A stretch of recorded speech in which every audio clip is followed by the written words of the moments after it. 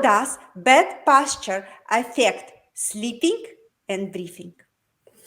If you have a bad posture, and we have to then define what drives that bad posture, from which complex, if this is from the head, if this is from the thorax, or from the pelvis. If that bad posture if we have a bad posture during the day, it's not possible then to sleep correctly or sleep and rest. We need to have proper function during the day to be able to rest at night.